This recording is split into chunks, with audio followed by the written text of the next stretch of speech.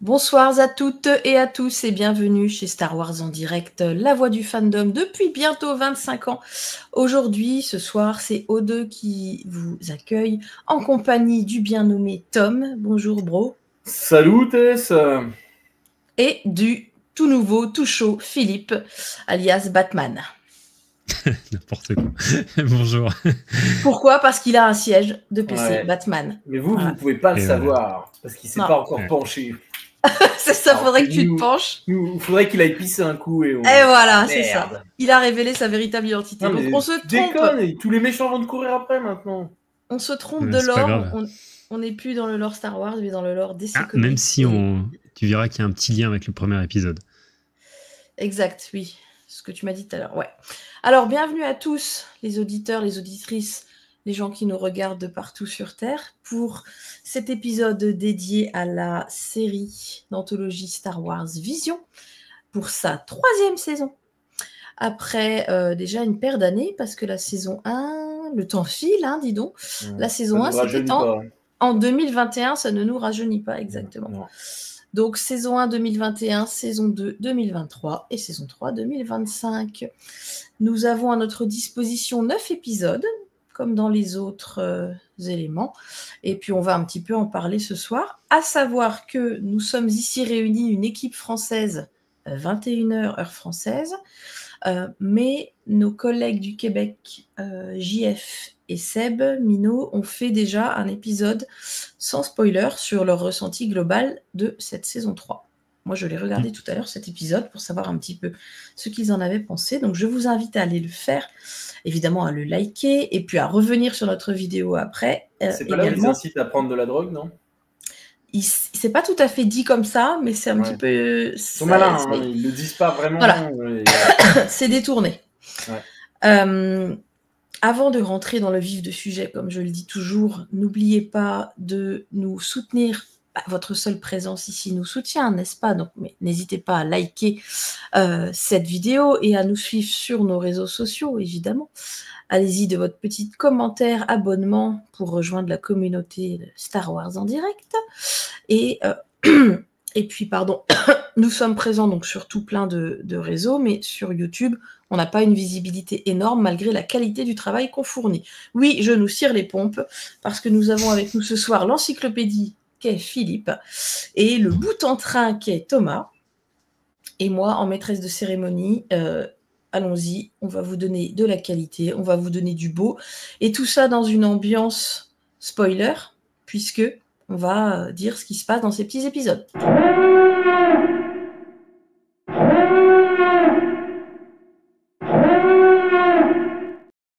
Bon, il n'y a pas des spoilers de fou comme toujours. Hein. On ne cache pas le destin de la galaxie dans ces petits épisodes, mais bon, au cas où vous ne voulez pas être spoilé, eh ben, reportez-vous à la vidéo de Seb et JF.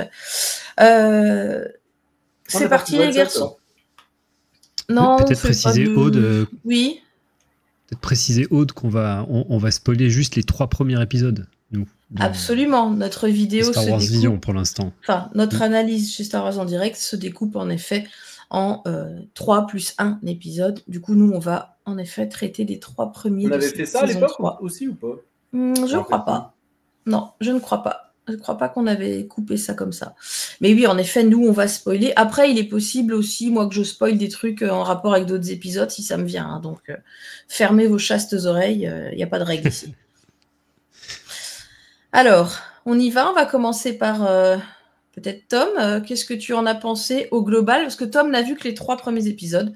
Ouais. Contrairement à Philippe la consigne, les gars. Moi, je suis carré, quoi. Hein. Je déborde pas. Hein. Dany, si tu m'entends.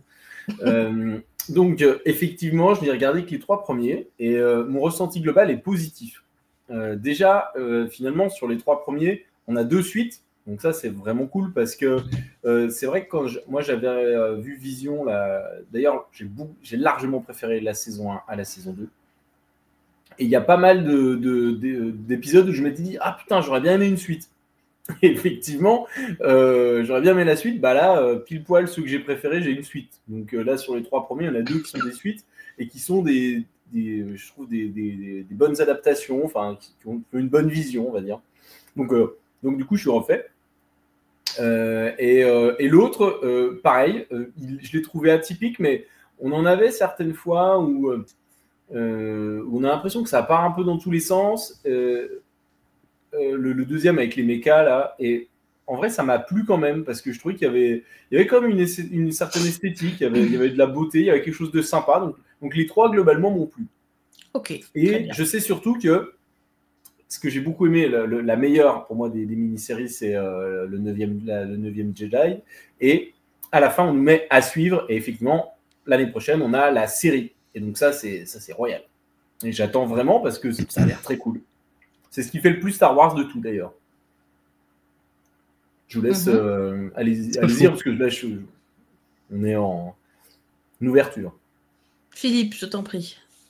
Je vais pas redire ce qu'a dit Tom. Effectivement, j'ai bien apprécié aussi ces 3 premiers épisodes. Je trouve que d'ailleurs c'est peut-être les 3 meilleurs en fait sur les 9, même s'il y a des propositions qui sont très intéressantes aussi dans les autres épisodes.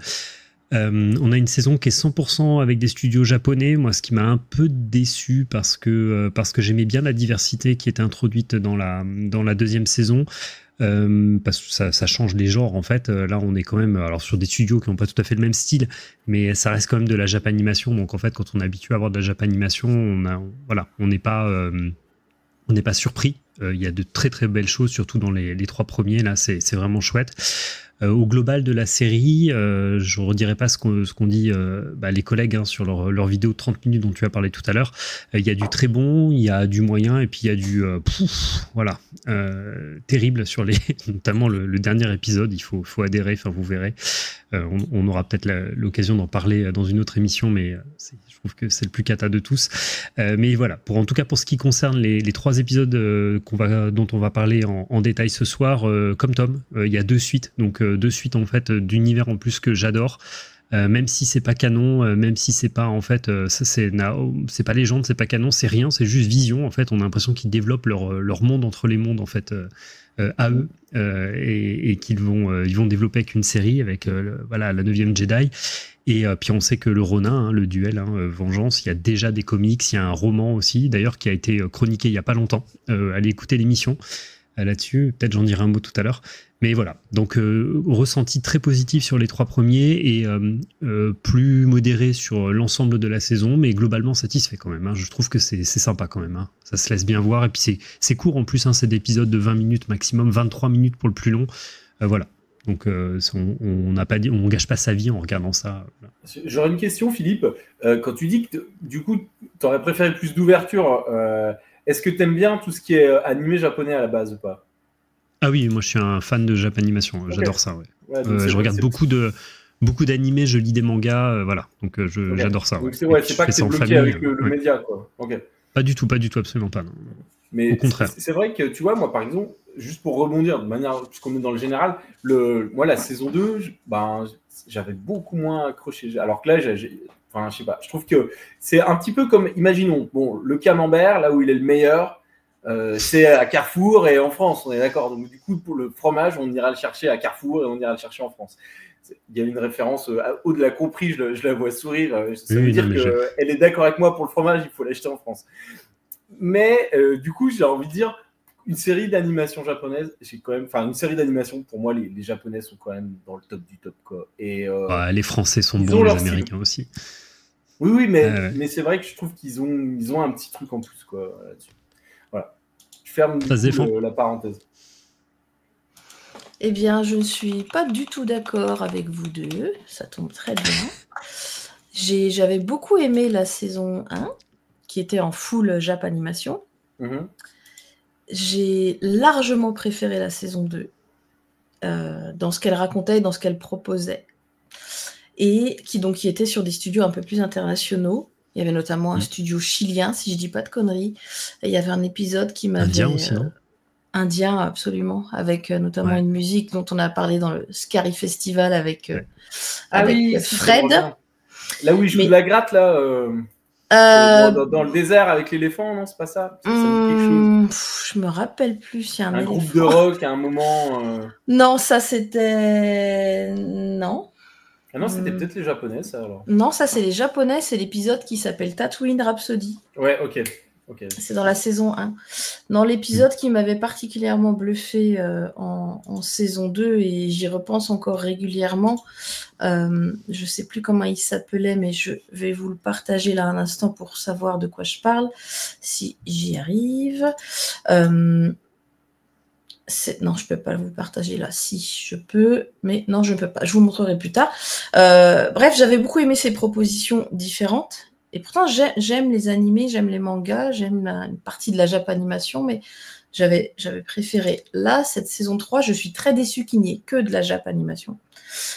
D'une qualité, comme l'ont dit les acolytes québécois, et comme tu l'as redit, Philippe, ça va de 0 à 100 en qualité. Et tu parles des 3 premiers ou non, je parle des 9 en général. Dans nos 3 premiers, j'avoue qu'on n'a pas les pires, mais quand même, globalement, très déçu. Et puis les suites, moi, j'en avais rien à foutre. Justement, pour moi, une série d'anthologie, il n'y avait pas besoin de suite dans ces petits épisodes. Donc, au global, d'ailleurs, il n'y a pas 2 suites, il y a 3 suites sur les 9 épisodes. Il y a oui, tu as raison. Il y en a un autre, okay. Lost, je sais pas quoi là, Perdu, The Lost Ones. C'est avec une petite, la petite jeune fille avec un carré noir. Là. C'était la suite de The Village Bride. Mais c'était vachement bien aussi, celui-là, non? Vachement bien. Et c'est le 6e épisode, ouais. Qui avait une musique qu'on avait analysée également avec Fred, qui était excellente. Et en fait, je l'ai reconnue à la musique. Parce que comme franchement, ça me plaisait pas, je faisais autre chose pendant que j'étais sur la série. Et à la musique, je me suis dit, mais je connais ça. Et je me chantais dans la tête la musique de The Village Bride. Et c'est là que je me suis dit, tiens, ça aussi, c'est une suite. Mais une suite que j'ai trouvée absolument dégueulasse. Donc, bref, les 3 premiers épisodes à nous qu'on va traiter, il y a quand même de quoi faire, ne serait-ce qu'avec l'épisode du Ronin. Et comment s'appelle-t-il cet épisode, Philippe, s'il te plaît? Alors, de manière très originale, le duel, mais vengeance. Donc, on reprend le titre du premier, mais étant vengeance derrière. Ah, la première saison, il s'appelait juste le duel. Ouais, duel de mémoire. Ouais, si je dis pas de bêtises, je crois que c'était ça. Et dans la saison 4, le duel de la vengeance du retour. Il n'était pas content. Ouais. Et donc, il y aura une suite. Comme vous le disiez, il y a eu un roman et un comic, c'est ça, concernant ce personnage? C'était les questions que j'allais poser, ouais. Très bien. Il y a eu des comics et puis il y a le roman. Ouais. Et est-ce que là, du coup, ma question, en fait, et j'aurais voulu la poser, j'aurais dû me renseigner avant, est-ce que l'épisode qu'on a là, Duel Vengeance, est une adaptation du roman, du comics? Est-ce que ça se passe avant, après? C'est quoi la chrono, quoi? On n'en sait rien. On sait par contre que le roman en fait retrace dans les premiers chapitres le premier épisode dans Star Wars Vision saison 1. Puis après développe une histoire en continuité. Par contre, là, cet épisode, alors là, le spécialiste, il faut demander ça à Jean, à notre John Sparrow, à nous, parce que c'est lui le gros spécialiste. Je sais pas s'il y a une timeline, en tout cas, ce qui est sûr, c'est que ça a l'air de se passer après, en fait. Enfin, après le roman. Comme ça, puisqu'il... j'ai là, comme ça, je saurais pas te dire oui, je saurais pas te dire non, mais j'ai plutôt l'impression quand même que ça se passe après. En tout cas, c'est pas du tout une histoire en rapport avec les événements du roman. Ouais, pour un peu, si ça se trouve, ça va faire un petit peu comme quand ils ont fait la 3e trilogie. Ils ont regardé l'UE Légende et puis ils ont dit, ouais, en fait, rien à foutre, je fais comme je veux. Et là, ça se trouve, c'est ça. Les gars du studio ont dit, ok, il y a un roman, rien à foutre. On fait, nous, notre histoire sans en tenir compte. C'est fort probable. Ouais, après, il y a des événements quand même qui se passent dans le, dans le comic, dans l'animé, notamment par rapport aux droïdes qui me font penser que ça se passerait après. Mais bon, voilà. On parlera peut-être après quand on fera le résumé de l'épisode. Non, je sais pas comment tu veux qu'on procède. Ouais, et puis le roman aussi, ouais. Ok, donc t'as pas réussi à assembler le puzzle, quoi. Je dirais que ça se passe après, ouais. Ok. Et cet épisode a la particularité d'avoir vraiment une direction artistique particulière, en majorité noir et blanc, et un petit peu de rouge, voire un petit peu de bleu. À la Sin City, un peu. Et c'est quand même un trait de crayon assez particulier qui avait plus dans la saison 1, je m'en souviens. Enfin, en tout cas, ça le faisait vachement se démarquer du reste. Et là, comme c'est le premier de cette saison 3, c'est pareil, tout de suite, on est replongé dans ce style particulier. Que j'aime bien. Les studios, ils sont très forts. Ouais, là, c'est quand propre, même. Hein, Kamikaze beau, Douga, là, c'est... Ouais. On dirait une estampe animée un peu. J'aime beaucoup en fait le trait de Oui. crayon. Ça fait Ça très, fait très très estampe estampe. japonais. Mm. Et puis bien sûr film noir et blanc, la Kurosawa. Hein, donc ça, c'est Ah sûr bah, que là évidemment. on est vraiment sur les clins d'œil. Évidemment. Et j'ai voulu me refaire celui de la saison 1 pour justement un peu resituer. Et parce que ce personnage, il s'appelle Ronin. On l'appelle Ronin dedans, comme le roman.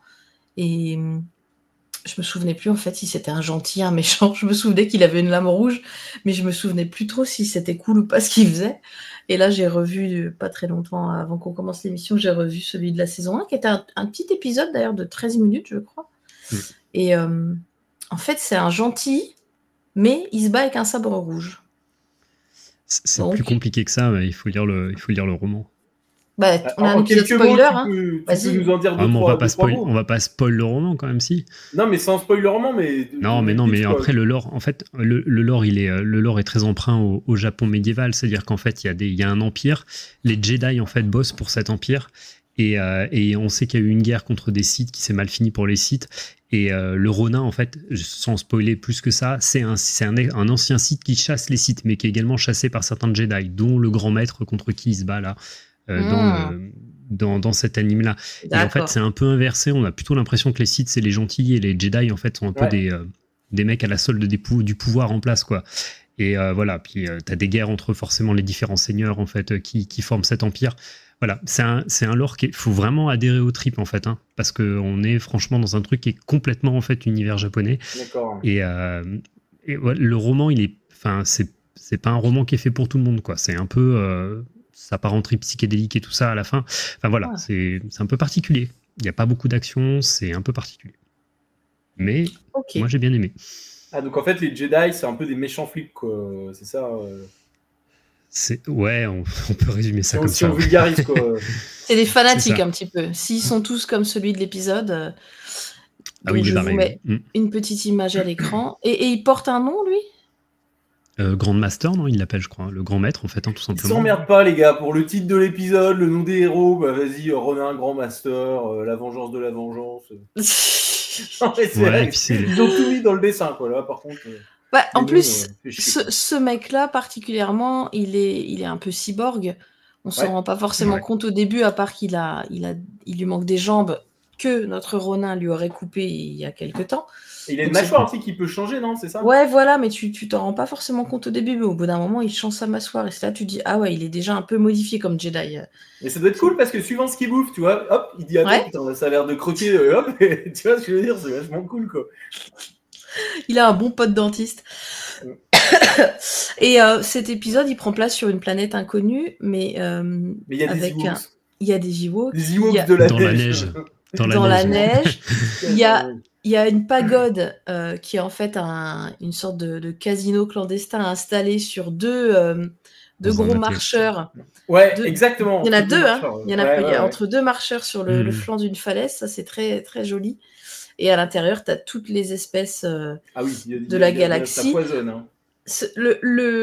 Tu veux nous faire un résumé, Philippe, comme tu en avais fait? Est-ce que tu as un résumé qui explique tout bien? Ouais, on peut faire le résumé de ce qui se passe dans l'épisode. Si tu veux. Allez, on dira un mot sur le studio après, non? Tu veux qu'on en parle maintenant ou on en parle après? Comme tu veux. Non, simplement parler du studio qui est donc c'est le même duo de studio qui était qui a réalisé le premier épisode, donc le Kamikaze Douga et Anima. En gros, Kamikaze Douga, c'est quand même un studio qui est alors pas si vieux que ça. Ils ont été fondés en 2003. Ils sont à Tokyo. Et notamment, on leur doit en fait quelques belles réalisations. L'opening de JoJo's Bizarre Adventure, pour ceux qui connaissent cet animé. Et surtout, si vous aimez le Japon féodal, si vous aimez Batman aussi, il faut que vous regardiez Batman Ninja, en fait, qui est vraiment super cool, en fait, comme animé. Ah ouais. C'est eux qui sont derrière ça. Ça m'avait l'air un peu cheap, ça, hein, quand même, non? Ah, c'est génial. Non, mais il faut le voir. Franchement, au moins le premier, en fait, est vraiment génial. Et ça mélange déjà, en fait, des thèmes autour de l'honneur, la vengeance, avec ce style féodal futuriste qu'on retrouve, de toute façon, là. Alors, qu'est-ce qu'on pourrait dire sur le résumé? Un résumé assez rapide de ce qui se passe. Vous m'interrompez, hein, je reprends ce que dit toujours Jean, en fait, pour pas parler tout seul.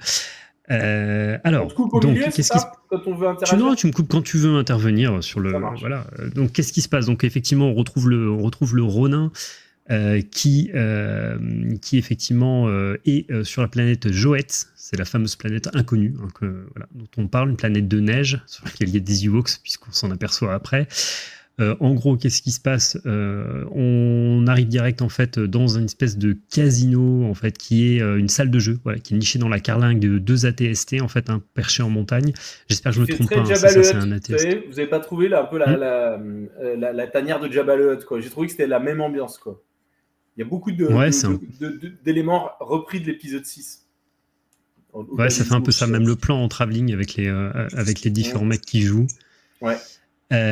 Donc effectivement, donc on a le Ronin qui est dans cette salle de jeu et en fait son droïde donc R5 qui est là et qui commence à mettre un peu le bazar dans la salle de jeu. Voilà, et donc là est introduite une Sith, Anae San en fait qui arrive. Et voilà, donc ça commence à se battre, mais tu as un commando d'utilisateur de la force hein, qui débarque sur le lieu. C'est une Twi'lek, ouais.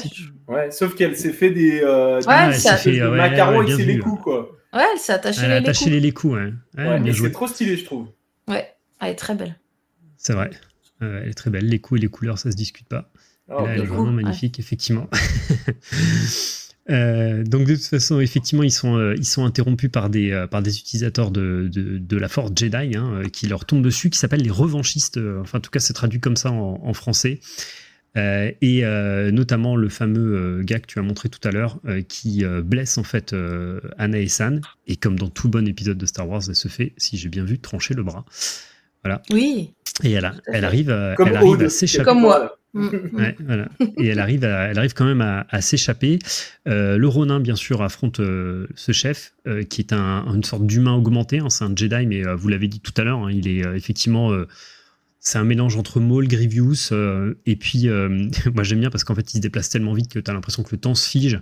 Ça m'a vachement fait penser aux augmentations qu'on peut voir dans les œuvres de Cyberpunk un peu, où tu as les gars qui se déplacent à toute vitesse. Si vous avez vu l'animé Edge Runner là, qui est tiré du jeu Cyberpunk 2077, il y a des perks comme ça qui font que les mecs se déplacent tellement vite qu'en fait on les voit pas. Et ça fige le temps. Bah là c'est un peu la même chose. Donc le Ronin il se fait latter, hein, il se fait latter et son droïde en fait R5 s'interpose et se sacrifie pour sauver son maître. Voilà. Donc là on a tous versé une petite larme pour le petit droïde qui finit en morceaux. Ouais, il est découpé, ouais. Moi c'est le moment où ma fille a fait oh non et tout et je me suis dit c'est quand même dramatique. Et pareil, elle l'a fait aussi. On les aime ces petits droïdes. Quand les Ewoks meurent, tu sais, et je me rappelle dans l'épisode 6, tu sais, il y a un seul Ewoks qui se fait buter à un moment par un ATST, et tout le monde a fait « Oh non, pas l'Ewoks !» Et là, il y en a plein qui meurent, elle était là « Oh non, oh non !» Et tout le long, et c'est trop bien joué, je trouve. J'ai revécu l'épisode 6, quoi. Voilà. Ouais, bah de toute façon, la bataille à la fin, ça ressemble vachement à l'épisode 6, hein, de toute façon. Ah bah c'est ça, oui, clairement. Mais c'est un mix entre l'épisode 6 et la bataille de Hoth, du coup, parce que ça se passe sur la neige. Oui. Donc effectivement, comme tu le disais, Tom, il y a des Ewoks version climat glacial, hein, comme quoi la fourrure, ça sert à quelque chose. Alors moi, je suis persuadé qu'ils ont une fourrure qui s'adapte. C'est-à-dire que moi, je vois mon chien, il a les poils d'hiver, relou, et il a les poils d'été. Et je pense qu'ils gardent la fourrure d'hiver, tu vois. Du coup, Philippe, finis ton résumé. Tom, ça suffit maintenant. Non, mais je sens... Il a dit qu'il fallait intervenir. Alors non, mais pas pour parler de relou, non. Non, mais c'est pas grave, c'est des commentaires au poil, c'est toujours intéressant. Oh non, ça suffit, toi aussi. Allez, donc, effectivement, les Ewoks, comme tu le disais, Tom, adaptés, on débarque en fait et récupère le Ronin et les restes de R5. Et le Ronin se réveille dans une source d'eau chaude, en fait, et puis il y a une voix qu'il connaît qui le réveille, et c'est la voix d'Anae San, donc la Sith, qui est là. Et en fait, elle leur révèle que le Jedi qui les pourchasse, c'est le grand maître, en fait, qui est obsédé par la vengeance. Il veut vraiment défoncer le Ronin. Et donc, les deux, en fait, hein, l'ennemi de mon ennemi et mon ami, ou je sais plus comment on dit, en tout cas, les deux, du coup, décident de s'allier pour aller botter les fesses du grand maître et proposent de tendre un piège. Direction l'île, alors, faut le prononcer en japonais, parce que en tout cas, en mettant un « ou », parce que sinon, c'est compliqué. On va sur l'îlot de Tekoku, et non pas de Tekoku, hein, parce que sinon, c'est embêtant. C'est pour ça qu'il a énervé le grand maître. Ouais, c'est ça. Exactement. base des Ewoks qui est reliée par un pont, en fait, c'est une sorte d'îlot. C'est vraiment très chouette d'ailleurs en termes de design. Et là, effectivement, donc ils appâtent en fait le grand maître et le gars débarque avec toutes ses troupes. Et là, on a effectivement une baston en fait en mode guérilla, façon Andorre, avec des rondins, des catapultes, des traquenards qui sont tendus par les Ewoks, qui sortent de l'eau d'ailleurs, en fait, qui tendent des cordes, voilà. Parce que l'idée en fait, c'est que tout le monde arrive et débarque sur le pont en fait central qui relie l'îlot en fait au continent. Et bien sûr, ils essaient de les choper sur le pont. Le grand maître débarque. Et là, il y a la baston sérieuse qui commence avec le fameux sabre d'Anaé, en fait, de sa prothèse de bras qui se déploie en fait en sorte de parapluie. Comment est-ce qu'on peut appeler ça? C'est, je sais pas si tu as l'image, Aude, mais elle a en fait, sa prothèse de bras se transforme en multiples sabres, comme une pieuvre, en fait. Voilà, c'est ça. Exactement. Et elle arrive à les tendre en fait devant elle, et donc ça se bat. Voilà, elle peut se battre avec ça. Et voilà, donc les bien coups sûr. Sont détachés, là, on voit sur la photo. Ah oui, là on voit bien que c'est une Twi'lek, effectivement. Et elle a caché ses petites pointes là sur les oreilles. C'est les femelles Twi'lek, elles ont des petites pointes. Oh, bref. Ok, je ne suis pas spécialiste de l'anatomie des Twi'lek, mais d'accord, Tom, tu les as connus de plus près que moi. Et les hommes, ils ont des boules là sur le front. Donc, bien sûr, grosse baston avec le grand maître qui débarque à travers le pont. Alors là, c'est à 2 contre 1, mais le grand maître tient bon. Il arrive à neutraliser Anae-san, il isole le Ronin, et là, il accepte en fait de se sacrifier, on pense, en tout cas de se faire transpercer pour on va dire, fixer son adversaire. Et en fait, Anae-san, elle n'est pas battue, elle saute dans un coup de pied magistral, en fait, et elle lui met un grand coup de sabre. Voilà. Qui le neutralise quasiment le grand maître, et donc le Ronin l'achève en fait en lui rappelant qu'il n'est plus un Jedi ni même un homme, mais seulement une machine. Et voilà, donc après ça se finit en teuf avec les Ewoks, et fin de la trêve, le Ronin et Anae-san se font face à nouveau, ils se battent, et là la caméra se lève, et fin de l'épisode. Voilà. Sachant que les teufs avec les Ewoks, c'était toujours des teufs de fou, quoi. Je me rappelle, à la fin de l'épisode 6, cette vague, tu sens que les mecs vont s'amuser, quoi. Même les gars, tu sais, qui sont un peu raides, lâche prise. Tu sens que vraiment les Ewoks, pour faire la teuf, c'est vraiment des fous, quoi. C'est les meilleurs, ouais. C'est les meilleurs. Donc voilà, résumé rapidement, globalement, histoire de baston, de vengeance, et c'est surtout l'occasion en fait d'avoir des scènes d'action qui claquent, parce que là, et de montrer en fait on va dire le talent en fait des 2 studios pour en mettre plein la vue avec des scènes d'anime qui sont, enfin, de baston qui sont vraiment très très belles. Le problème qu'on a avec ce genre d'épisode, c'est que techniquement, c'est super beau, visuellement et tout, mais par contre, le scénario, il tient sur une feuille de PQ, quoi, et il y a 0 enjeu, quoi. Il y a, là, pour le coup, en 20 minutes, si en plus tu as une grande scène de bagarre, une scène de guérilla, tu n'as même pas le temps de t'attacher au perso. Tu peux juste dire, ouais, ils sont beaux, techniquement c'est chouette, mais en vrai, le scénario, c'est nul, quoi. Je suis tout à fait d'accord. C'est baston, un petit peu de blabla et rebaston, en fait, et fin de l'épisode. C'est ça, ouais. Et en plus, on arrive au milieu d'une baston, donc avec la site Twi'lek, dont on comprend même pas les enjeux ni l'origine, puisque on voit qu'ils arrivent, ils se fight. Alors moi, je me souvenais plus de l'antagoniste du premier épisode, je me suis dit, mais c'est la même, en fait, c'était déjà une meuf, l'antagoniste de la saison 1 du duel avec le Ronin. Et je me suis dit, c'est la même, et non, en fait, non, elle se fait zigouiller celle de l'épisode 1, donc c'est pas la même. Mais en tout cas, il est fâché avec la jante féminine site. Hein. Je sais pas si c'est quelqu'un de si bien que ça. Hein. Non, mais il trouve que les meufs sont chiantes, et à la Japon féodal, allez, hop. Allez, ça dégage. Voilà, ça dégage. Merci pour ce résumé, Philippe. Avez-vous remarqué que le directeur du casino clandestin, celui qui donne les ordres, si je dis pas de bêtises, c'est un Aslan, un de l'espèce de Babou Frick de l'épisode 9, The Rise of Skywalker. J'en ai repéré j'ai repéré plein d'aliens, mais j'ai pas les noms là. Celui qui donne les ordres, en fait, il est dans un petit cocon, parce que c'est une toute petite bestiole. Je crois que c'est de la race de Babou Frick. Donc depuis quelque temps, il exploite vachement cette race-là, alors qu'on n'en a jamais entendu parler. Ah, les mini là qu'on retrouve les bébés, les petits qu'on retrouve dans Mandalorian. Ok, voilà. Ouais, si, je l'ai repéré, j'ai checké. Tu vois, c'est bien lui. Je crois que ça s'appelle comme ça, cette race. Et il pilote le Wookiee, c'est ça? Ou il y a un truc comme ça, non? Je sais pas. Aussi, dans un moment. Ouais, j'ai déjà oublié, mais en tout cas, il donne des ordres. Dans la base, ouais. Y a Dans la... Ouais.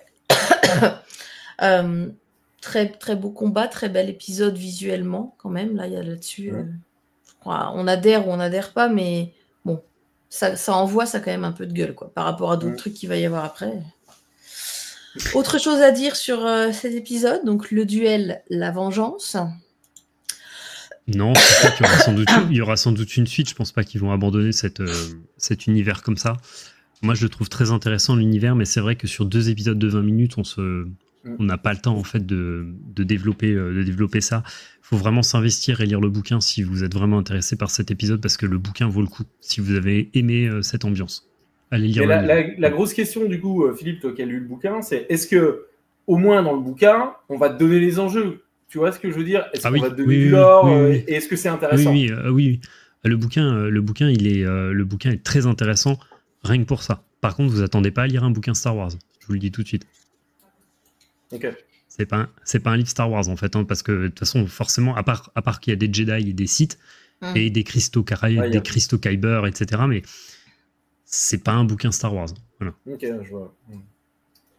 Mais c'est vrai que là, bon, c'est un peu comme quelqu'un de très très beau, mais vraiment très très beau, mais quand tu parles avec lui, tu te dis merde, putain, le temps va être long, quoi. Et ben, tu vois ce que je veux dire? Et pourtant, il est vraiment très beau ou elle est vraiment très belle, mais merde, quoi, tu vois, tu te dis bon, finalement, j'aurais peut-être discuté avec le moche parce qu'on aurait passé un meilleur moment. Voilà. Bon, alors, épisode suivant, la chanson des 4 ailes. On lui met une note ou pas? D'habitude, on met des notes, les gars. 3 notes, il va falloir mettre là. Bah, ça va, ça va pas t'arracher le cul. Hein. Si, ça m'arrache le cul de mettre des notes. Une note au pif, quoi, tu vois. Des fois, je fais ça, moi, quand j'ai pas envie de corriger, je dis allez, hop, tiens, tu vois. En rappelant que tu es prof. Hein. Oui, c'est ça. Tu veux mettre une note? 17 pour moi. Allez, hop. Ah, quand même. Ah, mais moi, j'adore ce style, j'adore, voilà. Et puis j'aime bien le style Star Wars Black, White and Red, tu vois, en noir et blanc, avec juste quelques touches de couleur comme ça. Je trouve ça magnifique. Alors, le problème, c'est que moi, je mettrais une excellente note, tu vois, sur toute la technique, mais alors, putain, sur le scénario, du coup, je mettrais entre 13 et 14, mais pas plus, quoi. Cool. Allez, 15. Ah, quand même. Je suis vache. Bon, bah, allez, on attaque pour la suite. Donc, l'épisode 2, la chanson des 4 ailes. Qu'est-ce qui se passait déjà dans cet épisode? Tu vas nous faire un petit résumé direct parce que moi, je les ai vus, je les ai oubliés immédiatement, à part un ou deux qui m'ont marqué. C'est la transformation en armure X-Wing. Oui, ça y est, oui, d'accord. Le chevalier Zodiac. Tu t'en rappelles? Oui, c'est avec leur la princesse couronnée. Voilà, c'est ça, voilà. c'est leur moon, les chevaliers du Zodiac, si tu veux. Ouais. Tout ça, ouais. Vas-y, fais ton résumé, Philippe. C'est assez court. Hein. Ah, tu veux que j'attaque direct par le résumé? Allez, vas-y, okay, vas-y. Pas de problème. Et juste, avant que tu attaques, peut-être le contexte, est-ce que pour vous, on est contextualisé dans un des épisodes? Je me suis posé la question si on n'était pas au début de l'épisode 5, dans l'absolu, tu vois, avec l'amiral Akbar qui dirait, tiens, il y a l'Empire qui est pas loin, qu'est-ce qu'ils foutent là, etc. Ah, dans la timeline officielle, tu veux dire? Est-ce que ça pourrait s'insérer? Et c'est la question que je me suis posée, quoi. Parce que le calamarien, c'est l'amiral Akbar, on est OK ou pas? Bah, on peut pas savoir. En tout cas, c'est pas nommé, mais ça ressemble. C'est possible. Ouais. C'est un clin d'œil, en tout cas. Effectivement, qui lui parle tout le temps. Ok, donc il n'y a rien d'officiel. C'est potentiellement... Parce que moi, je me suis dit que ça pouvait s'insérer là, à savoir... En fait, avant qu'il y ait l'évacuation, ils sont toujours sur Hoth, et tiens, il y a l'Empire qui se pointe, mais en fait, ils se rendent compte qu'ils sont là pour des forages, ils les butent, et pour l'instant, tant que le droïde son n'est pas parti plus loin, bah, ils ne les trouvent pas, quoi. Donc, Tom a fait le résumé, ça y est. Vas-y, mais voilà, c'est pour le contexte. Non, mais... Oui, en fait, moi, je me pose pas cette question-là, parce que comme je sais qu'il n'y a aucun rapport, en fait, avec... Enfin, aucun rapport. C'est pas canon, quoi, c'est pas inscrit dans le lore. Par contre, effectivement, je te rejoins sur le fait que plus que l'épisode précédent, cet épisode-là pourrait trouver sa place dans un canon officiel, en fait, en tout cas. Il est plus proche de ce qu'on pourrait... Enfin, voilà, du classique Star Wars, d'ailleurs, même dans les événements qui se déroulent. Donc, il pourrait effectivement s'insérer plus facilement dans un canon officiel Star Wars. Mais bon, c'est pas le cas. Effectivement, et la planète, elle est pas nommée, si je dis pas de bêtises. Non. Non, je crois pas qu'elle soit nommée. Ouais, alors pour résumer, contraste complètement différent avec l'épisode précédent. Hein, là, on est vraiment à de la couleur, voilà, de la neige éclatante, là aussi. Hein. Un style, on y reviendra avec le studio quand on en parlera. Globalement, on nous introduit donc on nous présente la princesse Kouraneh, qui est une princesse qui est exilée de son royaume et qui, en gros, la sillonne en fait la planète avec sur son snow speeder en fait, qui est d'ailleurs customisé et monté en sidecar parce qu'il y a son droïde qui est juste à côté. Et en gros, elle est sur cette planète qui est une ancienne colonie impériale, de ce qu'on comprend, et elle découvre alors il s'appelle Moupas, si je dis pas de bêtises, j'ai mis sur pause en fait pour. Il l'appelle comment? Moi, j'ai trouvé. Le droïde, il l'appelle Tortue. Moi, j'ai entendu. Ah oui, pardon, le droïde c'est Tortue, ouais, effectivement, ouais, tu as raison. Je parlais de la petite créature qu'elle découvre, le Gigoran, en fait, si je ne trompe pas de nom de race, en fait. Donc le Moupas. C'est une race qui existe déjà, en fait. Alors, je ne suis pas allé creuser ça, il faudrait regarder en parallèle. J'ai cru dire que c'était déjà une race qu'on avait déjà vue dans Rogue One, mais je ne veux pas dire de bêtises. Donc voilà. C'est une survivante, c'est une sorte de petite alien en fait. Oui. Moi je trouve que ça ressemble. Alors le Gigoran, en fait, c'est, vous vous rappelez dans Andorre, dans l'équipe en fait de Saw Gerrera, il y a un gros poilu, une grosse bête poilue avec des gros guns en fait, qui est sorti en figurine. Bah c'est ça. Mais là il y a voilà. Et donc on le voit bien dans Rogue One alors. Aussi. Absolument. Donc là c'est un bébé alors. Dans les deux. Ouais. Et là c'est un bébé. C'est une survivante. Ouais. Alors moi je trouve que ça ressemble à une chouette un peu enfant, mais bon, ouais bon. Voilà. Bon, en tout cas, c'est celle que tu as montré, que tu as montré à l'écran, et qui est une réfugiée donc d'un village qui a été détruit par l'Empire. Et en gros, il y a des snowtroopers qui débarquent en fait pour raser le secteur. Elle va engager le combat et Moupas d'ailleurs se met à tirer à la fronde. C'est assez rigolo. Il balance notamment des détonateurs thermiques à la fronde. À la Ewok, c'est un peu sympa. Quoi. Ouais, exactement. C'est plutôt sympa. Et en fuyant, en fait, les deux tombent sur un transport minier impérial, en fait, qui ford la glace pour extraire du coaxium. Donc, c'est le coaxium, tu vois. Là, pour le coup, tu as un lien avec l'univers canon, puisque c'est du carburant, non? Si je dis pas de bêtises, c'est pas l'hypercarburant dont justement on parle là dans Solo Star Wars Story. Ouais, c'est ça. Ouais. Exactement. Et donc à ce moment-là, elle comprend qu'en fait l'Empire n'a pas découvert leur base. Parce que j'ai oublié de le dire, mais effectivement au départ l'amiral en fait, en tout cas le mec qui lui donne les ordres, le Mon Calamari, dont on pense que c'est Akbar sans qu'il soit nommé, lui dit que leur base a été découverte par l'Empire. Mais en fait non, l'Empire en a rien à foutre de la base des rebelles. Ils sont juste en train de forer pour puiser les ressources de la planète. Et donc là, il y a deux AT-ST camouflés qui émergent du sol et qui ouvrent le feu. Alors c'est très, très, très animé, hein, forcément. Hein. Donc on a comme si on pouvait camoufler des AT-ST comme ça dans le sol sans qu'on puisse les voir, qui surgissent en brisant la glace. Et Moupas, en fait, carrément projette des détonateurs thermiques à la fronde et pète un marcheur comme ça. C'est plutôt sympa. Et là, le second AT-ST, il riposte, mais avec des grenades soniques. Donc du coup, Kouraneh en fait, elle est touchée, elle explose et son droïde en fait lui déploie une armure de combat à la, Iron Man, mais avec une transformation en mode Sailor Moon, Chevalier du Zodiaque. Ouais, c'est ça. Voilà. C'est-à-dire que si vous aviez pas compris que le truc était pas réaliste, c'est le moment où vraiment là vous êtes obligé de vous dire non, ok. Ouais, mais c'est en lien avec le studio parce que c'est eux qui ont bossé sur Mobile Suit Gundam en fait, et donc là c'est vraiment en fait dans le ton de. C'est logique. Voilà, de Gundam. Et effectivement, donc elle s'équipe de cette armure. Et ce qui est vachement sympa, et c'est pour ça que ça s'appelle les 4L, c'est que, rien à voir avec la voiture française, c'est que effectivement c'est un X-Wing en fait. C'est des pièces d'X-Wing. Ouais. Disons que les mecs, dans le studio, s'ils n'arrivent pas à poser un robot quelque part, ils sont pas bien. Quoi. Donc on leur a dit, ok, là il est bien posé. Là. Et donc, voilà, forcément, là, elle est dans son armure, en fait, dans son armure mobile, et elle commence à attaquer, puis son armure se détraque, et puis mystérieusement, le câblage se reconnecte tout seul. Et donc, le système redémarre, et bon, elle peut détruire, du coup, le transport minier. Voilà, et donc, tout est bien qui finit bien, débrief, en fait, avec l'amiral, et on découvre le plot twist de l'épisode, c'est que le Gigoran Moupas, en fait, c'est un utilisateur de la force, et c'est elle qui a rétabli le circuit de l'armure, et qui a permis qu'elle botte les fesses. Voilà, des méchants. Et fin de l'épisode, et moi c'est un épisode que, voilà, je le dis tout de suite, j'ai bien aimé, Et typiquement, bah, tu vois, ça, moi, j'aurais bien voulu avoir un peu plus de développement sur le perso et sur cette princesse. Voilà, j'ai bien kiffé. Donc, par le studio qui s'appelle Project Studio Q. Q, effectivement. Et oui, bah, donc je l'ai dit, hein, de toute façon, hein, c'est un studio qui est né en 2017 et on leur doit surtout Mobile Suit Gundam, et ils ont participé aussi à des films Shin Evangelion, donc voilà, ils aiment bien les mechas. Mais moi c'était vas-y, je t'en prie.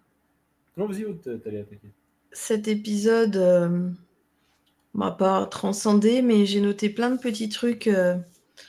Elle est coiffée comme l'héroïne, elle est coiffée comme la Leia dans l'épisode 5 quand ils sont sur Bespin, à peu près à une tresse près. Elle a cette esthétique dans les cheveux.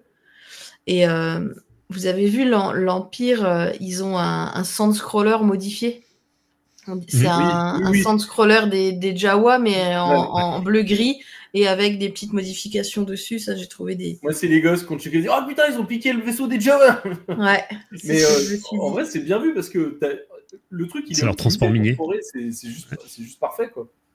Et est-ce que vous avez spoté l'utilisation des charges soniques? Oui. C'est un peu too much parce que pour une pauvre gamine, je me rappelle dans l'épisode 2, quand il balance la charge sonique, tu te dis, waouh, il a envoyé un gros truc là, les mecs ils en envoient à l'appel, quoi. Vas-y, ça, c'est carrément la TST, il est modifié, il déploie en fait un lance-canon et ça part. Mais là c'est pareil, c'est très Japanimation, quoi. Comment la gamine fait pour tenir le coup, quoi? Parce qu'en vrai, t'en envoies juste une, c'est fini, quoi. Il n'y a plus rien autour, quoi. Puis le son était pas pareil que dans l'épisode 2. Et il y a un autre épisode. Il y a un autre épisode plus loin, dans les 9, je sais plus lequel, où il y a une charge sonique. Je me suis dit, non, mais arrêtez d'abuser, là. Enfin, c'est un truc, ça nous a fait plaisir de le revoir une fois de temps en temps, notamment, je crois, dans le Book of Boba Fett, il me semble. Mais arrêtez d'en mettre dans chaque épisode, quoi. C'est trop, quoi. Ça perd de son charme. Mais et Aude, tant qu'on en est à relever les trucs qui sont... t'as pas kiffé l'ambiance sonore de cet épisode? Moi, les orchestrations, en fait, les musiques de cet épisode, je les trouve vraiment magiques. Ça m'a fait penser à du Sonic. Tu sais, les vieux jeux, genre Green Hill, des trucs comme ça, dans l'ambiance. Ouais. Et pareil, y compris les couleurs, parce qu'on est passé d'un truc quand même vraiment bonjour l'austérité, quoi. Et là, tout d'un coup, tu as des couleurs de partout, c'est tout joyeux. En termes d'ondes, j'ai trouvé que ça, juste l'ambiance que ça a généré, moi, ça m'a mis bien. Et pourtant, c'est cucul la praline, mais et même ce petit moment quand ils vont dans le village avec la bestiole, le gigoran, là, je sais pas, j'ai trouvé que c'était sweet, je sais pas, il y avait un petit côté vraiment sympa, je sais pas, il y avait une bonne ambiance dans cet épisode, c'était chaleureux. Et rien que ça, je trouve que ça a réussi à faire le truc. Par contre, effectivement, quand il se transforme en Gundam, bon, je me suis dit, ouais, il y a des moments, c'est tout much. Et c'est dommage parce que le début paraît réaliste, assez réaliste le départ, tu vois. C'est ça que je reproche globalement à cette saison. Tous les épisodes qui m'ont perdu, je me disais, c'est gnangnan, c'est cucul la praline, c'est pas pour moi. C'était trop gnangnan, trop neuneux en fait. Moi, j'aime bien les épisodes assez sombres ou avec des enjeux, même si je les piche pas tous, mais des enjeux un peu plus... Même pas des enjeux, des interprétations des personnages un peu plus profondes. Et là, il y a trop de fois où je me suis dit, ah non, sérieusement, mais qu'est-ce que c'est naze, quoi. J'avais l'impression d'être au Club Dorothée, quoi, et d'être dans un épisode filler de chez Princesse Sarah. Ouais. Non, mais attention, j'ai été biberonnée au Club Dorothée, hein. À l'époque, ça m'allait très bien. Mais au milieu de 50 épisodes de Princesse Sarah, ok, il y en a un, c'est gnangnan, ça passe. Là, non, dans une anthologie, l'épisode que vous me sortez, les mecs, il peut pas se permettre d'être gnangnan, quoi. Il peut être drôle, mais pas gnangnan. Et il y en a trop où je me suis dit ça. Et celui-ci, ça en a fait partie, même si je me suis dit, tiens, c'est rigolo, oui, ça fait très Sailor Moon. Mais c'est tout, quoi. Enfin, visuellement, moi, j'ai rien retenu. Vous voyez, je me rappelais même pas ce qui s'est passé dedans. À part qu'elle était un peu coiffée comme la princesse Leia. Et il y a des par contre aussi, hein, qui sont intéressants. Tu sais, sur comment elle est rentrée dans la rébellion. Hein, c'est moi où j'ai trippé là. Il y a des flashbacks de comment elle a rejoint la rébellion quand elle est petite dans son village. Ouais, très rapide. C'est très rapide, ouais, effectivement. J'ai pas mis dans le résumé, mais c'est très rapide, ouais. Après, c'est 15 minutes, hein, ça passe très vite. Hein. Oui, si, sa mère sa mère qui lui dit tu dois continuer. Oui, d'ailleurs, elle était princesse avant, donc elle devait faire partie d'une monarchie et maintenant c'est fini. C'est Leia Rose un peu, quoi. Oui, c'est ça. Leia. Exactement.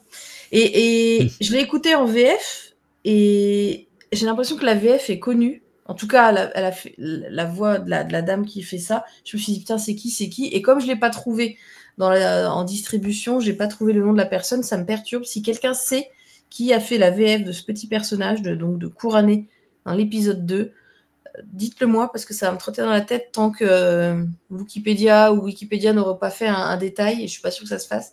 Mais je pense que c'est une VF que nous, on a déjà entendu dans d'autres trucs. Une belle VF, tu vois. J'ai trouvé qu'elle était belle, et la voix allait bien. Et d'ailleurs, comment ça se fait que le truc n'a pas été bossé sur Wikipédia? Parce que d'habitude, l'épisode, il est sorti le jour même, c'est bombardé, et là, ça n'existe pas. Est-ce que ça veut dire quoi? Que la communauté n'a pas aimé?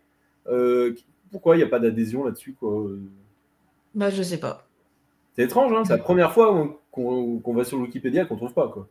Ouais, parce que moi, chaque fois qu'on fait un épisode, peu importe de quoi ça parle, souvent j'ouvre une page internet sur Wikipédia et je vais avoir les détails qui me manquent, aussi bien le nom d'un scénariste. Et là, c'est comme une série qui sort d'un coup, qui a attendu, qui a avancé depuis longtemps. Bon. Série visible sur Disney+, on le rappelle, hein, pour toujours remercier Disney de nous donner accès à ces épisodes et à d'autres, rappelons-le. Non, là, c'est pas... Il n'y a pas de support là-dessus. Bon, ça viendra peut-être. Globalement, qu'est-ce qu'il y a? Parce que moi, je remarque des petits easter eggs, on va dire, dans les épisodes, et j'en prends des notes, même si ça me transcende pas. Mais est-ce que vous avez remarqué d'autres trucs dans cet épisode? La chanson des quatre ailes. Pas particulièrement, si ce n'est... je te dis, moi, je suis étonné que tu n'aies pas aimé la bande-son, mais ok. Elle m'a pas marqué. Il y a d'autres moments, en regardant les épisodes, je me suis dit, tiens, oui, ça, c'est joli, et on pourrait très bien en reparler dans une émission avec Fred, mais j'ai pas noté à quel moment. Donc, si ça se trouve, là, il y avait peut-être des trucs sympas, mais je les ai déjà oubliés, malheureusement. Ok. Non. Donc, pour vous, une note, si c'est ce que vous souhaitez faire. Moi, 13, c'est un épisode qui est quand même... voilà, c'est... Ouais, non, mais c'est mignon, c'est gentil, c'est mignon. J'aime bien le côté Gundam et tout ça, mais c'est vrai que après ça casse pas trois pattes à un Wookiee, quoi. C'est. Ce qui est con, en fait, c'est moi ce qui me perd, c'est le manque de réalisme. Et en vrai, la même chose en réaliste, j'aurais adoré. Et c'est ça qui m'a manqué. Là, le moment, là, déjà quand il balance les 20 charges soniques, mais après, tu te transformes en Gundam. Non, ça m'a perdu. Et je dois pas être assez ouvert d'esprit, ça doit être ça. Mais c'est le concept en fait c'est le concept de vision et de l'épisode, quoi. Enfin, c'est. Ouais, je vois bien. T'es dans de la Japanimation, donc t'es dans du too much en fait dans certaines propositions artistiques. T'as des épisodes comme le suivant là qu'on va chroniquer où c'est beaucoup plus réaliste, et ça veut dire que tu peux faire de la Japanimation tout en étant réaliste, quoi. Tu vois. La vraie question, c'est est-ce qu'ils ont fait le. Enfin, c'est même pas une question parce que c'est sûr. Mais la 9e Jedi dont on va parler juste maintenant, enfin, ils ont fait l'épisode tout en sachant, puisque ça a été annoncé à la célébration au Japon, qu'il allait avoir la suite. Donc en fait, tu peux pas non plus partir dans un trip en fait, tu vois, où tu te lâches trop, dans la mesure où tu sais qu'en fait ton univers va être exploité. T'as cassé tous les codes. Derrière, ouais. Donc peut-être que c'est un peu plus mesuré pour ça.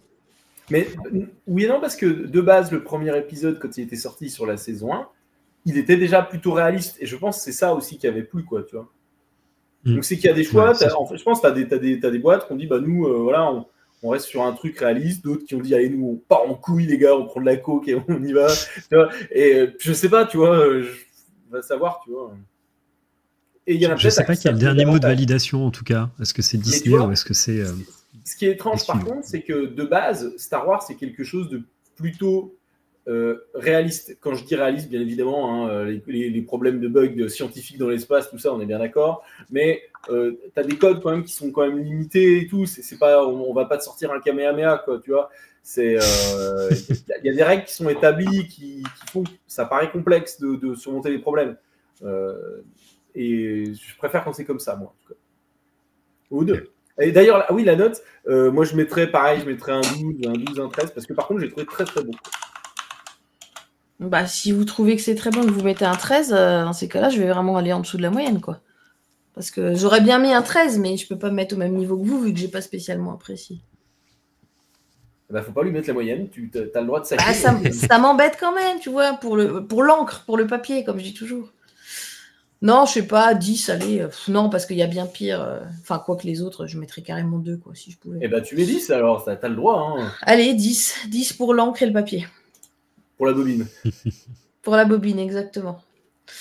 Donc, 3e épisode et dernier de notre traitement d'aujourd'hui. Épisode qui s'appelle donc le 9e Jedi. Donc ça, c'est, on va dire, la série. Évidemment. Ouais. Voilà. Ouais. Et cet épisode-là s'appelle L'Enfant de l'Espoir. Sachant que dans la première saison, il s'appelait comment, l'épisode? 9e Jedi, non, c'était pas ça? Juste 9e Jedi tout seul. Et ils ont juste rajouté là l'Enfant de l'Espoir. Ok. Mais ils ont fait comme le duel, en fait. Ouais, c'est ça. Ils ont ajouté juste un groupe nominal. Moi, je me rappelais pas du tout qu'il y avait eu déjà un épisode sur eux dans la première saison. Ça, pour le coup, ça avait été, de mémoire, l'épisode le plus apprécié de la saison 9, de la saison 1, pardon. Les 9 épisodes. Avec le duel, je crois. Hein, c'est les 2 qui avaient cartonné. Ouais. Et un épisode qui, en plus, est vraiment très très beau d'un point de vue technique.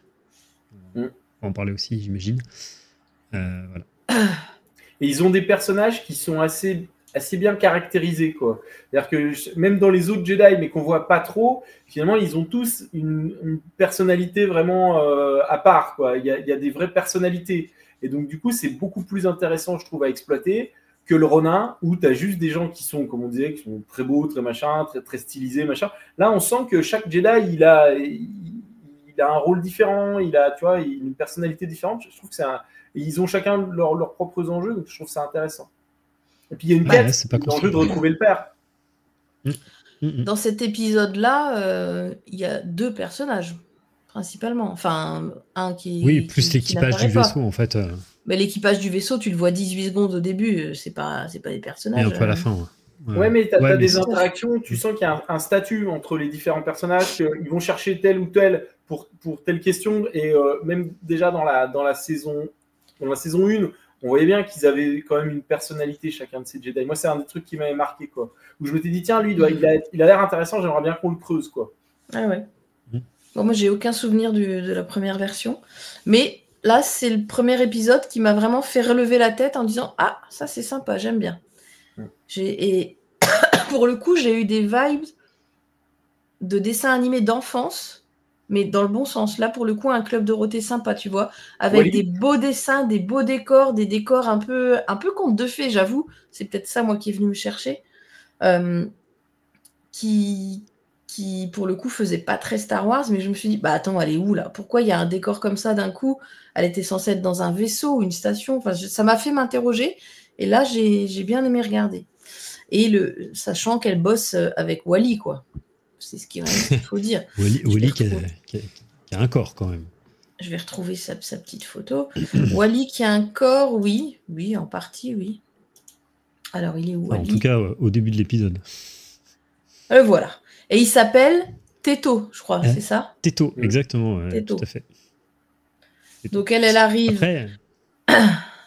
tu peux faire ton résumé, Philippe, comme ça on a le contexte, s'il te plaît. On va faire le résumé, mais juste pour aller dans ton sens, dire 2 mots sur le studio, parce que tu parlais de vibe d'enfance. En fait, le studio, la production IG, c'est un vieux studio. Hein. Ils ont été fondés en 87, donc tu vois, c'est... voilà. Ah oui. Tu sens, et c'est vraiment des vétérans de la Japanimation. On leur doit notamment un Ghost in the Shell, donc voilà, rien que ça, en fait. Ouais. Et la série Psycho-Pass, si vous aimez ça, c'est super série sur les sociétés sous surveillance, c'est vraiment très très bien. Ils ont bossé aussi sur Kill Bill Volume 1, voilà. Je pense qu'on voit tous le passage. Et plus récemment, ils ont un studio associé avec eux, et c'est eux qui développent Kaiju numéro 8 avec ce studio associé. Donc en fait, ils font des beaux trucs, quoi. Voilà. Ouais. Donc c'est le HBO de la Japanimation, quoi, un peu. Non, mais ils sont bons, quoi. C'est ça que je veux dire. Ils sont bons et ça se ressent vraiment dans l'épisode, comme tu le disais, Aude. Alors effectivement, par quoi on débute ? On débute effectivement par une attaque de croiseur, d'un croiseur qui transporte des Jedi, et on ne sait pas par qui d'ailleurs au départ. Et sous le feu ennemi, donc il y a une brèche qui s'ouvre dans le vaisseau et l'héroïne, la Kara, la jeune fille, elle est aspirée dans le vide. Alors que donc elle est aspirée dans le vide, elle dérive et son vaisseau passe en hyperespace. Donc en fait, les mecs partent en hyperespace et elle reste dans le vide. Et là, elle a des souvenirs qui remontent et on comprend que son père, en fait, ce qu'on voit, c'est que vous avez compris comment c'est un forgeron, en fait, c'est ça. Il forge des sabres. Il a été enlevé, en fait. Il a été enlevé. Enfin, au début, on ne sait pas s'il a été enlevé ou s'il a été tué. Et l'entraînement de Kara, qui est une Jedi, du coup, s'est arrêté du fait de l'enlèvement de son père, en tout cas à ce moment-là. Et elle est à la dérive dans l'espace et elle aperçoit une épave habitée en fait par un droïde qui la recueille, qui s'appelle Teto en fait. Et Teto donc la sauve en fait et l'emmène à bord. Et en gros, Teto va lui expliquer que lui est le seul survivant à bord de ce vaisseau et qui veille parce que il veut réveiller, son but c'est de réveiller son maître qui repose en fait dans une cuve de Bacta depuis une ancienne guerre en fait qui a eu lieu. Alors la guerre elle est nommée Kaamui, mais bon forcément ça nous dit rien parce que il y a aucun lien en tout cas avec l'environnement canon. Voilà, peut-être ça sera sans doute développé par la suite ou pas d'ailleurs. Mais en fait, il emmerdait le robot parce que l'accès en fait au lieu où repose son maître est bloqué par des décombres, notamment par une énorme statue en fait qui est tombée devant et il peut pas passer. Globalement, Kara va utiliser la force pour dégager le passage en fait. Et malheureusement, en fait, ils arrivent un peu tard parce que, en gros, la maintenance vitale du maître est à l'arrêt depuis des années. Et donc, quand Teto accède à la cuve, son maître est mort. On a un petit interlude côté Jedi en fait où le vaisseau des Jedi en fait qui a perdu Kara a capté son signal et en fait je pense que c'est le maître en fait ou le doyen en tout cas le chef de l'équipage qui est peut-être sans doute le maître de Kara en fait il y a un petit dialogue en fait en expliquant que elle est très puissante, la force est puissante en elle et qu'il faut tout faire pour la soustraire du côté obscur. Voilà, il y a cette référence qui est faite et pareil, on n'a pas plus de développement, comme tu disais, Aude, on les voit 18 secondes, mais en tout cas, on les voit 18 secondes pour qu'ils disent ça. Et de retour sur l'épave après, Teto, il y a une petite scène, en fait, un petit échange qui est assez sympa, je trouvais très entre de la spiritualité et puis pas mal d'émotions entre Teto et Kara. Ils discutent en fait en gros de l'entraide, de l'espoir et notamment en fait des valeurs qui ont été inculquées par le père de Kara et en gros elle doute, elle est trop faible pour être Jedi et Teto l'encourage et là il y a les chasseurs de primes qui débarquent sur l'épave pour aller effectivement récupérer la gamine. Et pourquoi ? Parce qu'il y a une prime qui a été placée sur sa tête. Donc là, bon, ça se frite. Combat assez classe d'ailleurs, avec des chasseurs de primes qui ont des bâtons énergétiques, là, un peu comme les gardes de Grievous, hein, c'est ça, si je dis pas de bêtises. Tout à fait. Ouais. Et donc elle se fait un peu latter, Kara. Et Teto en gros s'interpose en fait pour la sauver. Il perd une patte au passage. Et en gros, il l'installe dans une capsule de sauvetage, il l'éjecte en fait, et en même temps il active l'autodestruction, donc il se sacrifie pour la sauver. Et voilà, en gros il se sacrifie pour qu'elle puisse continuer sa quête étant de retrouver son père qui a été enlevé. Voilà, donc il y a une super belle explosion en fait du vaisseau qui tue les pirates, Teto avec bien sûr, et elle est récupérée, elle en tout cas, par les Jedi. Et voilà, son chemin est pas fini et ça s'ouvre vers la suite en fait, qui est la série qui sortira, si je dis pas de bêtises, en 2026 et qui a été annoncée, donc je le disais tout à l'heure, à la célébration au Japon en avril dernier. Par contre, pardon, voilà pour un résumé rapide. Moi je m'interroge sur est-ce que cet épisode, finalement, si on regarde dans les enjeux, est-ce qu'il n'a pas un côté filler ? Parce que entre l'épisode 1 où tu présentais l'enjeu du père enlevé, de je m'échappe et tout, et la suite, en vrai, il ne s'est rien passé finalement, puisqu'elle a rencontré Teto, elle est sur le machin, elle se barre, le mec est mort, voilà. Et en vrai, tu pourrais presque passer de l'épisode 1 à la saison qui va suivre. Lui, il est filler en fait. Ouais, c'est une introduction. En fait, je pense que c'est juste pour rappeler à la mémoire des gens que cette personnage existe. Et puis peut-être c'est un test aussi pour voir si ça prend encore. Oui, mais de toute façon, ils s'en foutent puisqu'ils ont déjà produit la série du 9e Jedi. Oui, c'est certain. Donc du coup, moi j'ai trouvé très beau. J'ai envie de toujours faire la question de qu'est-ce qu'il apporte. À part on a passé un bon moment, je trouve que c'est dommage de ne pas avoir amené des enjeux, tu vois, qui seraient, à moins que ce soit réutilisé, on verra, Mais pour l'instant, j'ai l'impression que c'est juste, on a passé 20 minutes, on a cramé le budget d'un épisode, alors qu'on aurait pu faire avancer un fil rouge, tu vois, pour une suite, quoi. Celui-là, pour moi, le fil rouge, là, c'est le papa. Ouais, mais il s'est toujours rien passé, tu vois. Ouais, par rapport au point d'avant, on est toujours au point A, en fait, finalement, ça n'a pas avancé, quoi. C'est ce que je reproche à l'épisode, si je dois reprocher un truc. Puis alors le trope de rechercher son papa ou sa maman, putain, c'est vu et revu depuis les années 80 aussi, ça. Je me suis dit, putain, c'est comme Maya l'abeille, elle cherche sa mère. C'est comme dans Hunter, Gon, il cherche son père. Enfin, il y a toujours ce trope-là. Ça amène la compassion, l'empathie, mais bon, c'est un peu relou, quoi. Dans la galaxie, bonne chance pour le retrouver. Et quand tu penses que nos gamins, quand on les amène au collège, ils disent non, casse-toi, tu vas me faire honte, et que là, dans les dessins animés, ils vont chercher leurs parents, on voit bien que c'est du cinéma, quoi. Exactement. Et il y a pas mal de références visuelles, moi, qui m'ont plu dans cet épisode, et notamment c'est des chasseurs de primes qui la chassent à un moment, elle, là, c'est... Ouais, mais moi j'ai compris que c'était les pirates en fait, c'est les pirates du vaisseau de départ qui les ont attaqués en fait. En gros, ouais, c'est des chasseurs de primes sans doute. Mais ils m'ont fait penser à deux choses, mais je sais pas si je mélange pas un peu. Alors la première, quand je l'ai vu, lui, dès que je l'ai vu, donc là à l'écran vous avez une photo comment on dit, les dessins préparatoires d'un des chasseurs de primes, Jedi Hunter Honda. Ça m'a fait penser, dans Final Fantasy, il y avait un méchant qui s'appelait Yojimbo.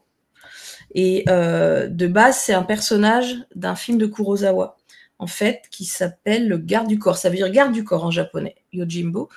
Et en fait, c'est vraiment ce chapeau arrondi, bien spécifique, qui donnait ce nom au personnage dans Final Fantasy, je sais plus combien, 13, je crois. Et c'est un méchant qu'on retrouve dans plein d'autres épisodes. Mais aussi... dans plein de jeux aussi. Dans plein de jeux, par exemple, dans Expédition 33, tu y penses peut-être, Philippe, mais il y a un méchant qui s'appelle, je crois, le Bénisseur, qui a, pareil, une sorte de tête un peu large comme ça. Et je me suis dit, ça c'est placé dans une esthétique... Enfin, ça passe tout à fait. Ça fait Star Wars, mais ça passe aussi dans un lore plus large que ça. Et je me demande si, du coup, il n'y a pas dans Jedi Fallen Order... et peut-être dans Survivor, des chasseurs de primes qui ont un peu cette gueule-là. Moi, ça m'a fait penser à un autre chasseur de primes. Je sais pas si vous voyez dans The Clone Wars, Hombo, là, tu sais, le gars qui jette son chapeau en disque. C'est Hombo ou un truc comme ça. Il a un grand chapeau en disque, il le lance comme ça. Et ça m'a aussi fait penser au Nihil, un peu, dans un mix entre les deux, quoi. Ouais, c'est vrai. Mais voilà, esthétiquement, ça, je trouve que pour que je m'arrête dessus... je sais pas, c'est bon signe pour moi quand ça me fait m'arrêter dessus. Et vous voyez, j'avais même pas remarqué que c'était les mêmes staffs, les mêmes bâtons laser que Grievous. Staff, ouais, j'avais même pas fait gaffe à ça. Et c'est les gosses qui ont capté aussi les bâtons, tu vois. Ouais. Et l'épisode apporte du contexte à cette jeune fille, Kara, c'est ça qu'elle s'appelle, Kara. Ouais. Une sorte de contexte de compassion quand même. Elle arrive, elle trouve ce petit droïde tout seul, attaché à son maître.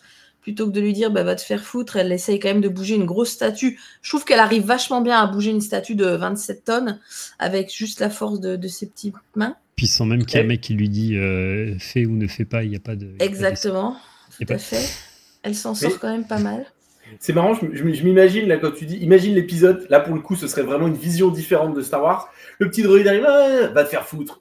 Va te faire foutre, j'ai pas le temps. T'imagines, j'ai pas le temps, va te faire foutre. Et tout l'épisode se passe comme ça, avec un mec qu'on a rien à foutre de tout. Et là, tu vois, là, tu aurais de l'originalité, tu vois. Ouais, oui. Mon père a disparu, tant mieux, c'était un gros con. C'était... Là, ça, c'est cool, quoi, tu vois, ça sort des sentiers battus, quoi.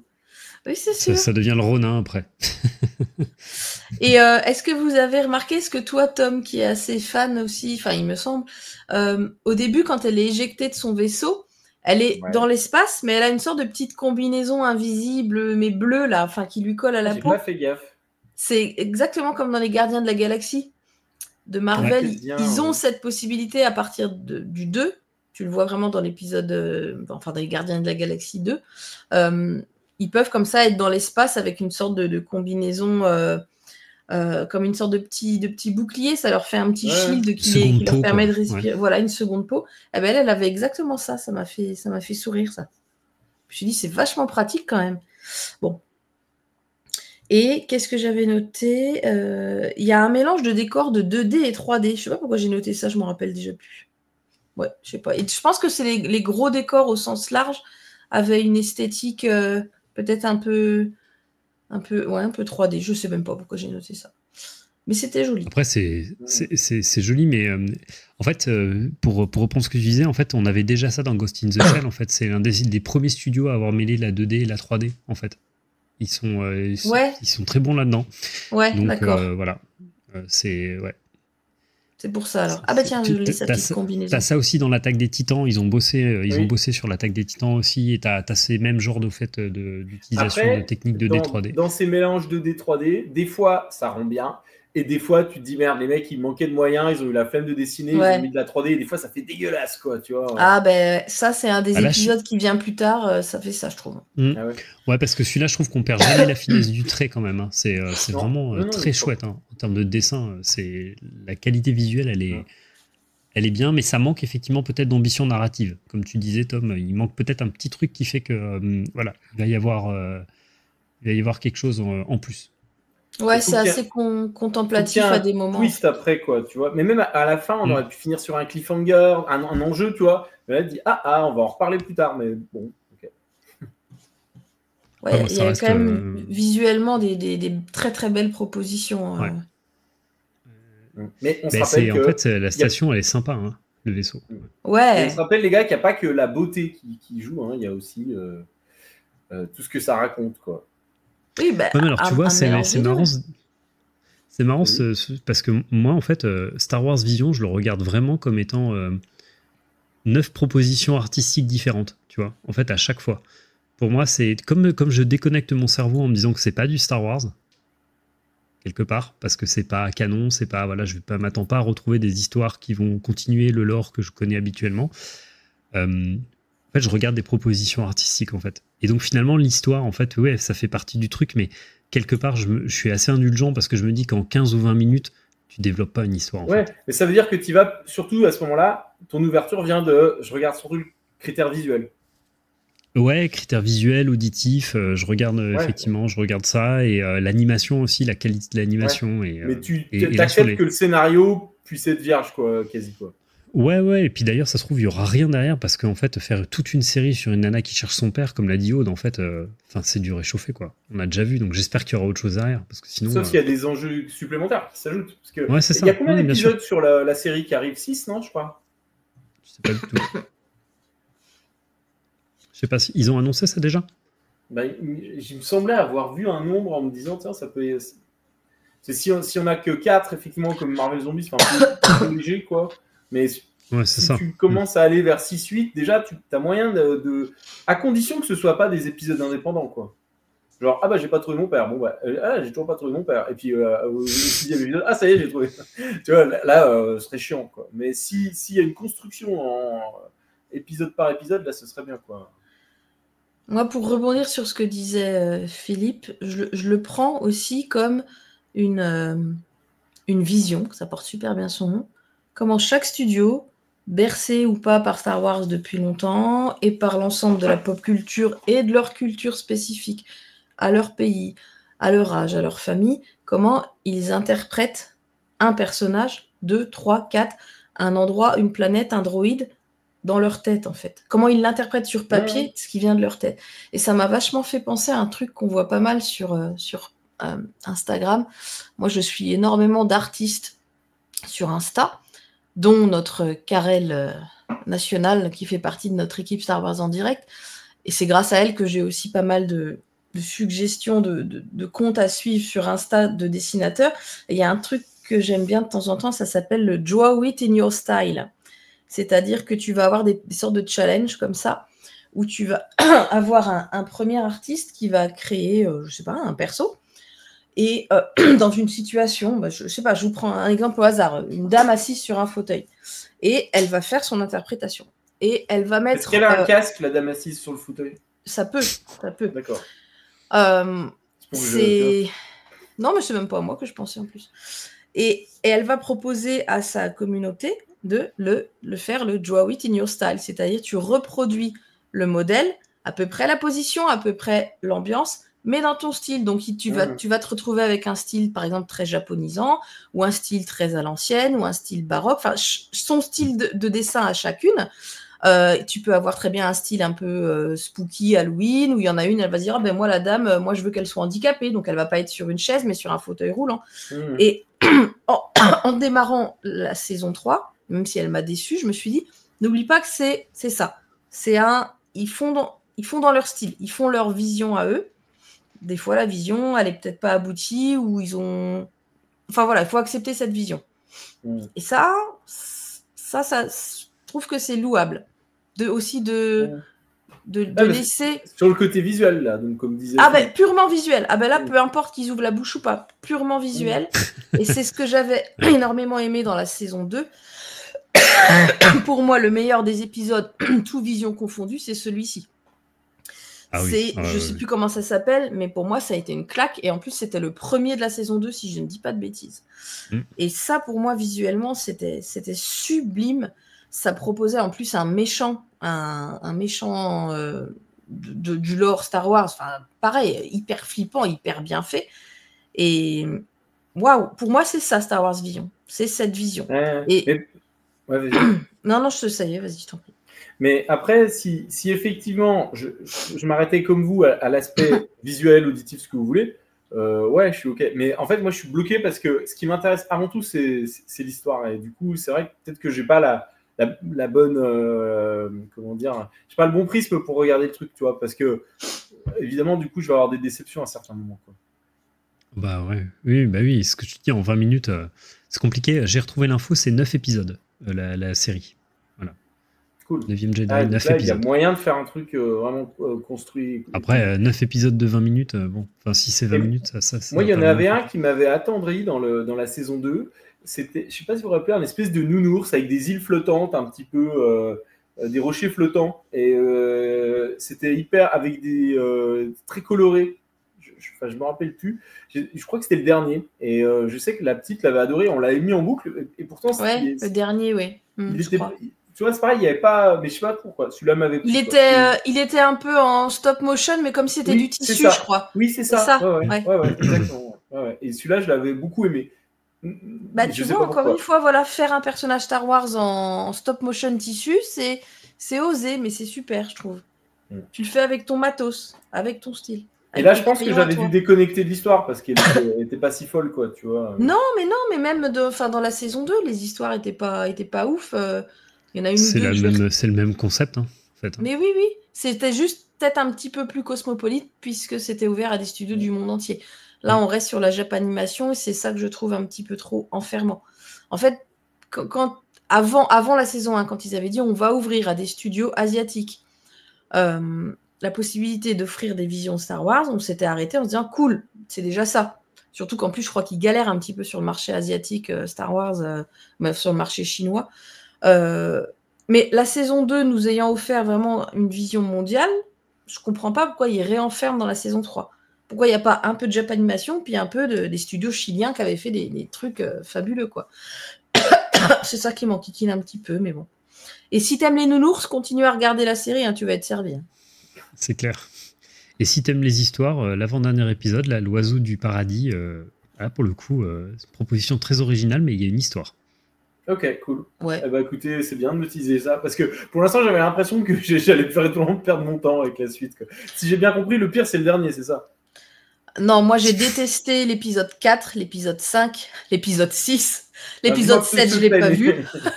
J'ai aimé uniquement l'épisode 8, sincèrement, et l'épisode 3, et un peu le 1 pour le duel. L'oiseau du paradis, donc. J'ai aimé l'oiseau du paradis et le 9e Jedi, un peu, et le duel, un peu. Sinon, tout le reste, pour moi, c'est poubelle. Mais poubelle, quoi. Poubelle, tire la chasse, ce que tu veux. C'est perte de temps. Là, pour le coup, j'ai perdu mon temps. C'est pas grave, c'était sur la fin de mes vacances. T'as pas aimé les chasseurs de primes, l'épisode 4 ? Ah non, j'ai détesté. En fait, il y a trop de trucs qui étaient trop trop cucu et puis trop téléphoné. Je suis curieux d'y aller quand même. Au niveau des dessins, il y a des moments où je me dis c'est du foutage de gueule en fait. Par exemple, l'épisode... Bon, après, je vais laisser ça pour les Québécois. Pas l'épisode 4 quand même. C'est les mecs qui ont fait l'attaque des Titans et Vinland Saga, quoi. Enfin,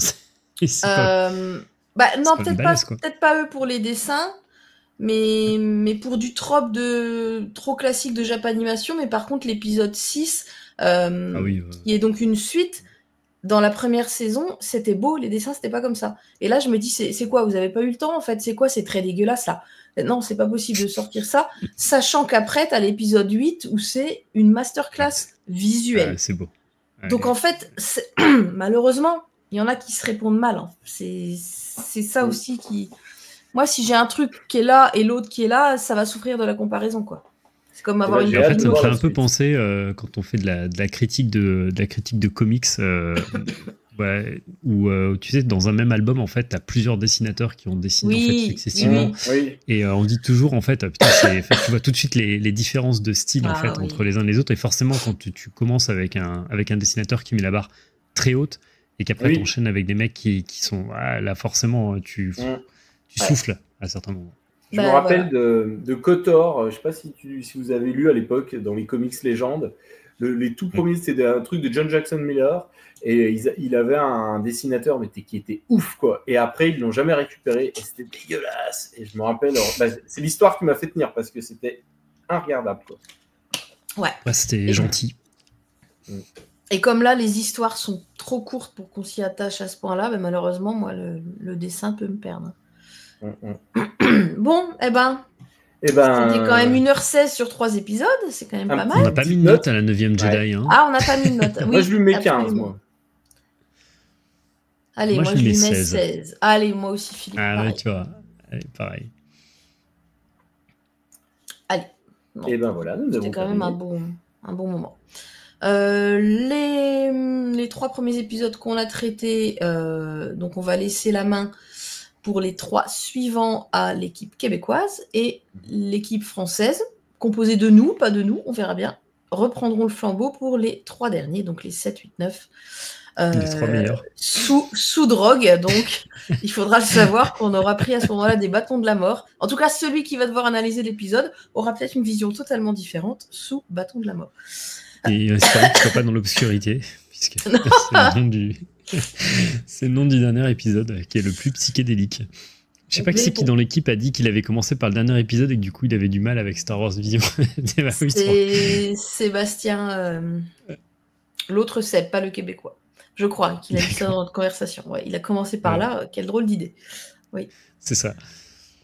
Bon, on espère que la suite, à vous tous, auditeurs, téléspectateurs, téléspectatrices, vous plaira, que vous passez quand même un bon moment en regardant cette série disponible, donc on le rappelle, sur Disney+, parce que c'est quand même du lore Star Wars gratuit, hein, ça fait toujours plaisir, et puis voilà, il faut avoir l'esprit ouvert sur les visions, même si moi ça ne m'a pas plu, je vous encourage quand même vivement à le regarder, parce que c'est toujours visuellement, enfin même psychologiquement intéressant de s'ouvrir à ce type de proposition. Les garçons, vous allez regarder la suite. Alors toi, Tom, oui, tu vas regarder la suite de bon cœur. Oui, puis de toute façon, je regarde tout. Donc, Tu regardes tout, tu prends ton temps, mais tu regardes tout. Ouais.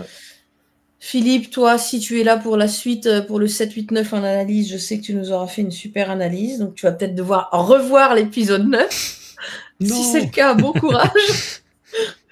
En tout cas, bon, si jamais je suis de la partie pour la deuxième émission, la troisième émission, je devrais quand même essayer de le regarder jusqu'au bout, parce que pour tout vous dire, je n'ai pas pu le regarder jusqu'au bout. Tu sais que c'est l'épisode le plus court quand même. Hein. C'est l'épisode le plus court. Ouais, c'est les 13 minutes les plus longues de... C'est ça, exactement. Non, mais là, en plus, je crois que j'étais en train de manger. Je me suis dit, non, c'est pas possible. Ouais. T'as pas vomi quand même en mangeant? Non, il m'en faut plus quand même. J'ai le mal de mer, mais dans l'espace, je pense que j'aurais le mal aussi, mais là, non. Mais le message est louable, hein. C'est ce qu'il faut se dire. Il y a un message derrière chaque épisode, chaque studio a travaillé. Il faut regarder. Sur ce, messieurs, avez-vous d'autres choses à ajouter sur ce début de saison de Vision? Pas du tout. Eh bien non. Point du tout. Vivement les prochaines. À savoir voilà. Ahsoka saison 2 et The Neuf Jedi. Oui. C'est tout. C'est tout ce qu'on aura en 2026. Un moule aussi. Ah oui, quand même pas mal, il y a la déjà. série Molo, ouais. Bon, on aura du contenu, On est déjà en fin 2025. On aura de quoi faire en 2026. On espère que vous serez toujours au rendez-vous à ce moment-là. N'oubliez pas de nous suivre, de liker cette vidéo, de commenter l'épisode que vous aimez le plus ou le moins parmi ces trois-là, voire parmi tous les autres si vous voulez. Et puis rejoignez-nous, je le répète, sur nos réseaux sociaux si vous voulez. Sur Facebook, Star Wars en direct podcast, sur X, Star Wars en direct sur Instagram aussi, et sur Blue Sky. Et écoutez, venez interagir avec nous parce que nous sommes des gens profondément humains, accessibles et intelligents, gentils, beaux. Voilà, et humbles surtout. Donc on est parmi les communautés Star Wars les plus saines et les plus douces. Donc, et puis en plus, on est international puisqu'on est franco-québécois, voire plus. Que dire de plus pour vous donner envie de nous rejoindre? Voilà, love. Achetez des t-shirts Star Wars en direct sur la boutique de Red Bubule. Voilà, Tom, tu dénotes avec ta veste moi, Adidas. J'ai un non, j'ai rien dit. Star Wars. Et attendez, si je me retourne, les enfants. Ah ouais, joli. Okay. Mais l'argent ne va pas à Star Wars en direct, il va légèrement à Disney. Alors, je pense qu'il va surtout à Adidas, quoi. Adidas, bon, ouais, d'accord. Bon, si vous voulez ne pas faire comme Tom et soutenir directement Star Wars en direct, vous pouvez aussi aller vous prendre un petit merch sur Redbubble, starwars.direct/boutique pour porter les couleurs comme nous le faisons si bien Philippe et moi ce soir. Et sur ce, on vous souhaite une bonne soirée, une bonne nuit, une bonne journée, un bon appétit, où que vous soyez sur la planète ou dans un autre système. Merci, messieurs, de m'avoir accompagné ce soir. Merci pour votre science et votre bonne humeur. Et à tous, que la force soit avec vous. Bisous. Ciao, ciao.